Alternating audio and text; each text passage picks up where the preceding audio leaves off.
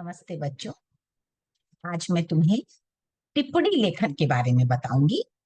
कुछ बच्चों ने ये शिकायत की थी कि कई बार पैसेज पढ़ने के बाद जो शीर्षक दिए गए हैं आपको, उनके अगेंस्ट आप जानकारी ढूंढ नहीं पाते हैं, और अगर ढूंढ लेते हैं तो फिर उसे लिख नहीं पाते हैं। आइए मैं आपको आज समझाती हूँ कि आप टिप्पणी लेखन में किस तरह से पाठांश को पढ़ेंगे, प्रश्नों को पढ़ेंगे, वो जो दिए गए शीर्षक है उन्हें पढ़ेंगे, समझेंगे, और उनके अंतर्गत आपको 2 या 3 पॉइंट्स जो भी लिखने हैं वो आप आराम से पाठ्य वस्तु को पढ़कर छांट कर लिख पाएंगे। मैं आपके साथ शेयर करती हूँ कि आपको किस तरह से दिए गए पाठ को पढ़ना है और किस तरह से उस पर काम करना है। देखिए, टिप्पणी लेखन में सबसे पहले आप उन मूलभूत उद्देश्य या आधारों को जान लें जिनके आधार पर आपके उत्तर का मूल्यांकन किया जाता है, तो आपके लिए टिप्पणी लिखना और भी आसान हो जाएगा। ये मूल्यांकन के जो आधार बिंदु हैं वो हैं R1, R2, R3 और R4। R का मतलब है रीडिंग, यानी R1 का मतलब है कि जो भी पाठ्य वस्तु आपको दी गई है उसे पढ़कर समझकर आप पूछी गई जानकारी का उचित चुनाव कर सकते हैं। ध्यान रखें, यहाँ पर आपको अपने उत्तर को संक्षेप में लिखना होता है। अगर आप वाक्य पूरा पूरा वाक्य पाठांश से उतार देते हैं या कई वाक्य में अपना उत्तर लिख देते हैं, तब आप अच्छे अंक प्राप्त नहीं करेंगे। तो यहाँ पर आप संक्षिप्तता का जरूर ध्यान रखेंगे।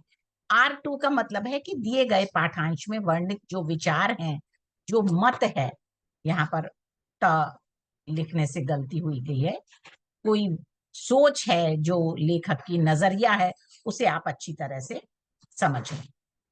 R3 का मतलब है कि अगर पाठ्य वस्तु जो आपको दी गया है पाठांश, उसमें दो भिन्न विचारों या मतों का वर्णन है, तो आप उनके अंतर को भी अच्छी तरह से समझ रहे हैं और उसको अभिव्यक्त करने में भी समर्थ है। R4 का मतलब है पाठ में निहित अप्रत्यक्ष भाव, जैसे लेखक के निहित विचार क्या है, भाव क्या है, उसका उद्देश्य क्या है, इन बातों को भी आप पूरी तरह से समझ रहे हैं।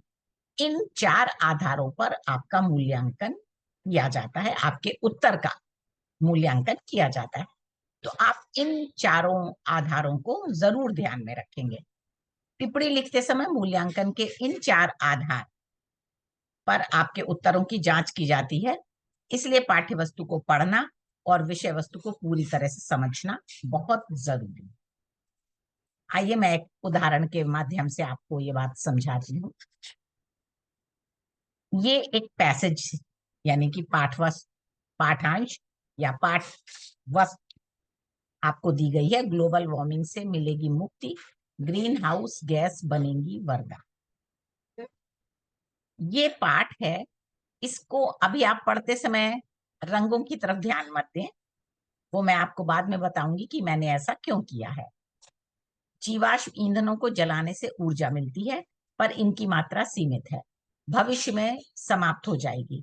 यह भी एक तथ्य है कि इन ईंधनों के जलने से कार्बन डाइऑक्साइड गैस निकलती है, जो ग्लोबल वार्मिंग का कारण है।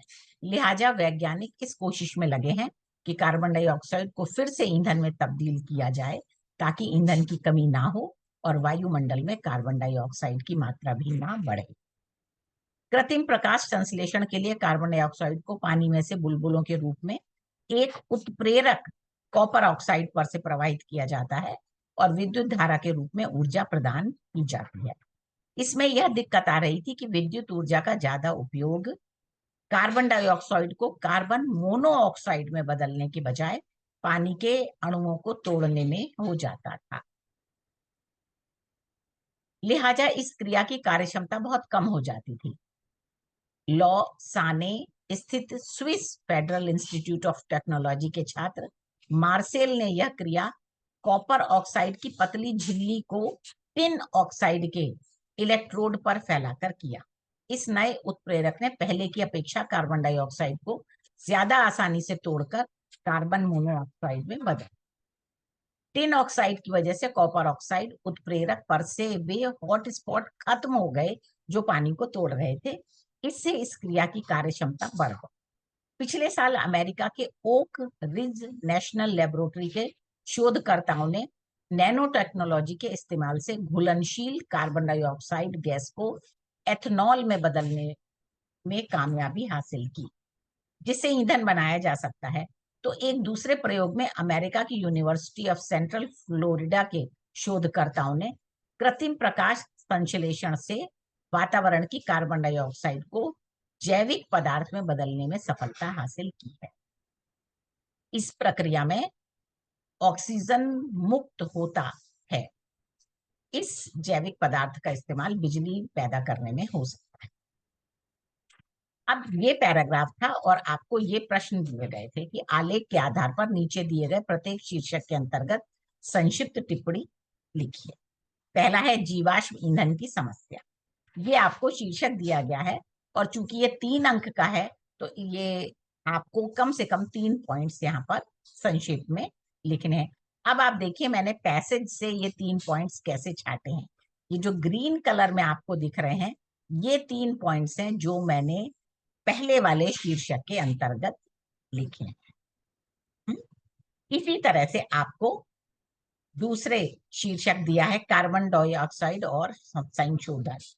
इसको भी आपको इसी तरह से शामिल छांटना है। यहां देखिए मैंने लाल रंग से दूसरे वाले उत्तर को दिखाया है। आप देख पा रहे हैं कार्बन डाइऑक्साइड को फिर से ईंधन में तब्दील कर दिया जाए, ईंधन की कमी ना हो और वायुमंडल में कार्बन डाइऑक्साइड की मात्रा भी ना बढ़े। ये 3 बिंदु मैंने दूसरे वाले शीर्षक में डाले। तीसरे वाले को देखिए, यहां पर हमारे पास शीर्षक था कार्बन डाइऑक्साइड और विविध शोधकर्ता और मैंने इन तीनों को चुना है यहां से। यहाँ पर कभी कभी ऐसा हो सकता है कि जानकारी बिखरी हुई हो, यानी कि एक साथ ना हो। उस संदर्भ में आप जब पाठांश को पढ़ रहे हैं तो ध्यान से पढ़िए और उस जानकारी को अंडरलाइन करें। फिर आप उसका संक्षेपीकरण करके अपने उत्तर में शामिल कर सकते हैं। अगर आप इस तरह से टिप्पणी लेखन का काम करेंगे तो यकीन मानिए आप पूरे अंक हासिल कर सकते हैं। टिप्पणी लेखन भी एक कला है, इसका थोड़ा सा अभ्यास जरूरी है और वो आपको करना ही पड़ेगा। धीरे धीरे आप इस बात को समझने लगेंगे कि उस जानकारी को कैसे हम संक्षेप में अपने उत्तर में शामिल कर सकते हैं। इसको आप ध्यान से पढ़िए, देखिए, समझिए और अगले वीडियो में मैं फिर अगर आपकी कोई समस्या शेष रह गई है तो उस पर बात करूंगी। मेरे साथ आपकी यात्रा शुभ हो। सभी के लिए शुभकामनाएं और 100% अंकों के साथ आप उत्तीर्ण हो, ऐसी मेरी शुभकामना है। आप मेरे YouTube वीडियोस को अगर पसंद करते हैं तो जरूर शेयर कीजिए, सब्सक्राइब कीजिए और लाइक भी करिए, क्योंकि आपकी प्रेरणा मुझे निरंतर काम करने की ऊर्जा प्रदान करती है। धन्यवाद।